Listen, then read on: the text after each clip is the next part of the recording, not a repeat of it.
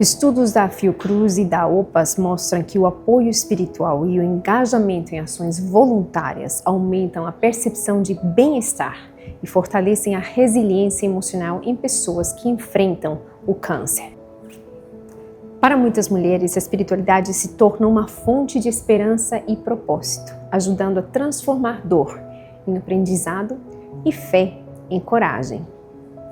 Hoje, no último episódio da série, vamos refletir sobre como a espiritualidade e a gratidão podem reconstruir sentidos e dar novo significado à vida após o tratamento.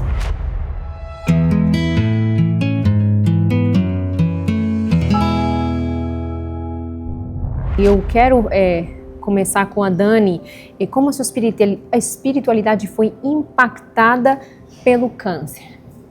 No começo, no diagnóstico, é desesperador, mas... Você até falou que meio que brigou com Deus. Eu briguei com Deus a respeito, assim, por que Deus? Por que tantas pessoas ruins estão aí, vivendo normalmente, com a sua rotina, e eu que tento ali ser, né, uma pessoa boa, ajudo as pessoas, tento andar na linha, tento obedecer, e por que comigo? E eu lembro que no meio de um clamor, Deus me respondeu exatamente da forma que eu estava clamando para Ele.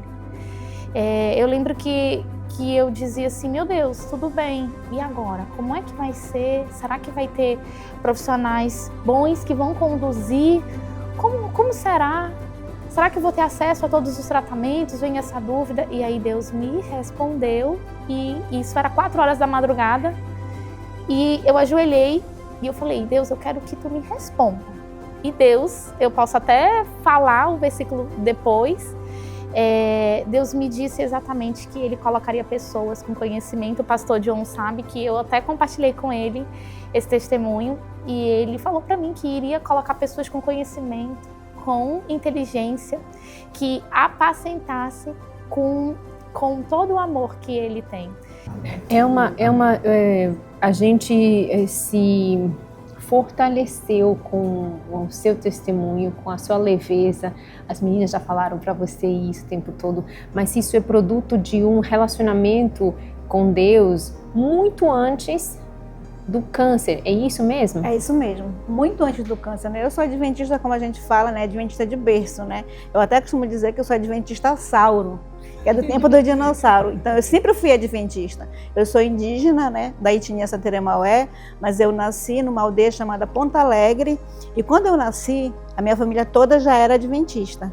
Então, essa fé que me ajudou, ela não é de agora, ela já é de muito antes, entendeu? Então, tudo isso me ajudou a seguir o processo, porque eu sempre acreditei no Deus que eu servia, entendeu? Então, eu nunca temi, né? Que, tá ruim, tá, mas vai melhorar, né? Tá com dor, não consegue subir a escada, mas vai ficar bem. Então, eu sempre acreditei que Deus, Ele estava comigo em todos os momentos. E eu lembro que no início eu falava assim, eu compartilhei muito isso com meu marido, eu falava, Cleberson, eu não estou com medo de morrer. Eu não tenho medo de morrer. E aí ele me acolhia e falava, isso não é ruim, é porque você tem certeza das coisas que te esperam em Cristo Jesus. E eu tentei mudar a palavra de porquê para quê, né? Para que Deus permitiu esse diagnóstico neste momento? O que eu posso fazer com esse diagnóstico? Como que eu posso ser fonte para outras pessoas? Pastores, estamos aqui com o pastor Luiz, pastor John, vocês conhecem as nossas convidadas e vocês acompanham os tratamentos de muitos pacientes aqui no Hospital Adventista. Mas em relação ao câncer, a espiritualidade, a fé é vital também. E por que tanto essa importância? Por que a gente precisa colocar num patamar assim de vital importância?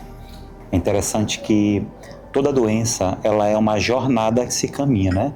Então, quando a gente olha para o câncer, há algum tempo atrás, né, você já pensava, alguém com diagnóstico de câncer seria uma sentença de morte e já estava aí tudo certo. E aqui nós temos pessoas que tiveram diagnóstico de câncer, são flores que estão aí, ó, né, crescendo dentro desse jardim, belas, formosas aqui para testemunhar. E é uma jornada que se traça, você caminha uma jornada com a sua família, é um processo dentro da sua família, você caminha essa jornada com os médicos, tem toda essa parte burocrática que você falou, administrativa, que também é desgastante muitas vezes, né? Então você tem um local que realmente tem ali uma humanização, te apoia, que te ouve, faz toda a diferença, e é uma jornada de fé, que ela não começa ali no momento que você tem um diagnóstico, como a Elma falou.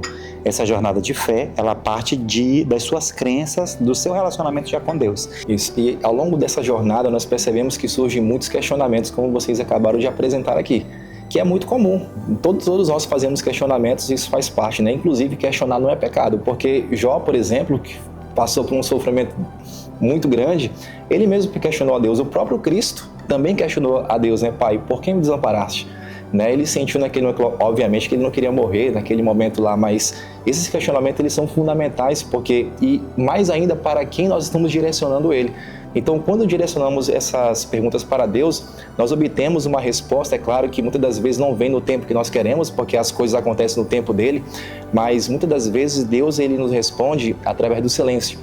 Então, quando nós nos silenciamos, porque a nossa cabeça está conturbada de tantos questionamentos ali, e Deus talvez está tentando responder, mas as nossas indagações elas não permitem, às vezes, nós recebermos essas respostas mais diretas. Eu lembro de uma frase que uma vez um autor diz o seguinte, que quando nós nos silenciamos, Deus ele se agiganta dentro de cada um de nós.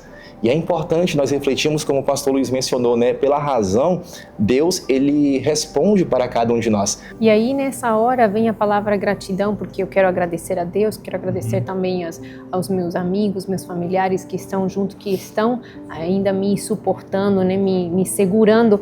E Dani, você falava sobre isso e você falava antes, inclusive, da gente começar sobre um verso. E eu sei que cada um de vocês tem um verso, 2 ou 3 ou mais, mas que num momento específico veio na cabeça. Você leu, Dani, você pode compartilhar esse seu verso? Eu até peguei aqui na Bíblia virtual, foi em Jeremias 3,15, numa oração, às 4 da manhã, eu não conseguia dormir, muito desesperada, porque eu estava passando novamente, perdida de novo, sem saber que rumo tomaria. Também questões burocráticas fazem com que a gente também, além do tratamento todo, fique insegura se o plano vai aprovar, se não vai aprovar, onde será meu tratamento, onde é que é melhor.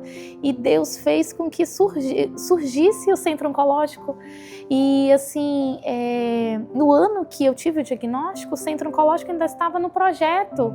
E eu sonhava, eu pedia de Deus que o hospital tivesse o centro oncológico, e eu pedia muito, eu compartilhava isso com a enfermagem, e Deus falou comigo em Jeremias 3,15, e ele falou para mim assim: e vos darei pastores segundo o meu coração, os quais vos apacentarão com a ciência e com a inteligência.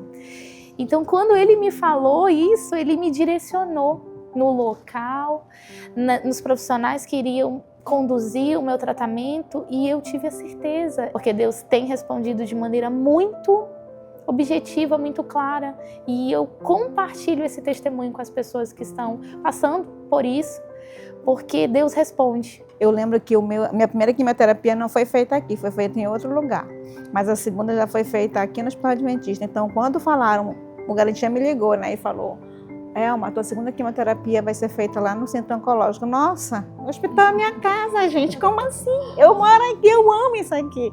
Aí eu falei, eu estou muito mais feliz. Aí a minha amiga Gorete, amiga, tu ficou muito feliz, né? Eu disse, fiquei, porque, tipo, é minha família. Isso aqui, ó, tudo é minha família, entendeu? Então, quando é família, a gente se sente mais à vontade, a gente se sente mais feliz e renova nossas energias, né? Então, a minha palavra que me define é gratidão.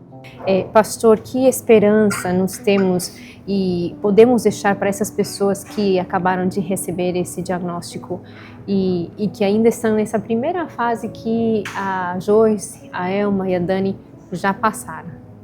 Essa notícia, o diagnóstico, sempre é uma um turbilhão de emoções no primeiro momento, né? Parece que o chão sai debaixo do seu pé, o teto sai sobre a sua cabeça, você não sabe para quem recorrer, até mesmo conversar com a família parece difícil porque você também não quer se preocupar. No meio de toda essa confusão de emoções e sentimentos, Deus nos fornece a certeza da sua presença e do seu cuidado por cada um de nós. Lá em Isaías 40, 10, né, diz que Deus é o nosso refúgio e fortaleza, socorro bem presente na tribulação. Aliás, Salmo 46. Isaías 41 diz assim, né, que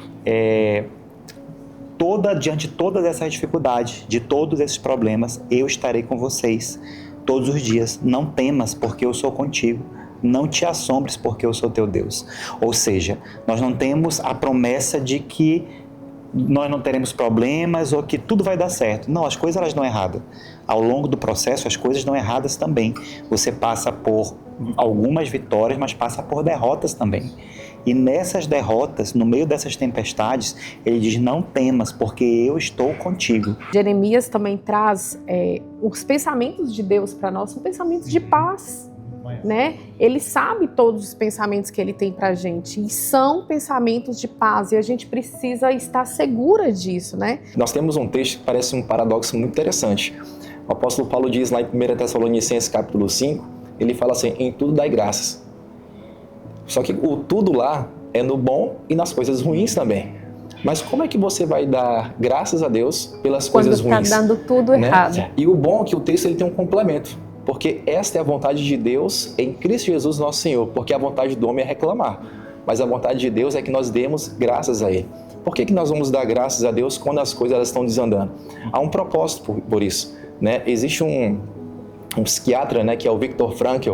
Ele fala sobre a busca do sentido, o sentido da vida, né? Que ele é até o autor da logoterapia e etc. E ele fala uma coisa muito interessante no livro Em Busca de Sentido, né? Que quando as coisas, não é necessariamente nesse livro, mas é um vídeo que eu acompanhei dele pela internet. É o pensamento dele. Isso, que ele diz o seguinte, né? Quando tudo vai bem na sua vida, quantas lições você tira? E é até difícil mencionar agora mesmo. Mas parece que quando as coisas elas começam a desandar, quantas lições, por exemplo, vocês já não são mais as mesmas pessoas. Vocês são pessoas transformadas. Quantas lições ao longo dessa jornada que foi mencionada aqui pelo pastor e por vocês também, quantas lições vocês não aprenderam até aqui?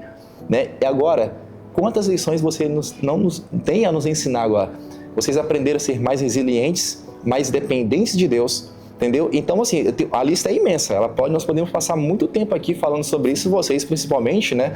Então, assim, há um propósito por trás de tudo isso. E quantas vidas as histórias de vocês não vão alcançar depois daquilo que nós estamos conversando aqui?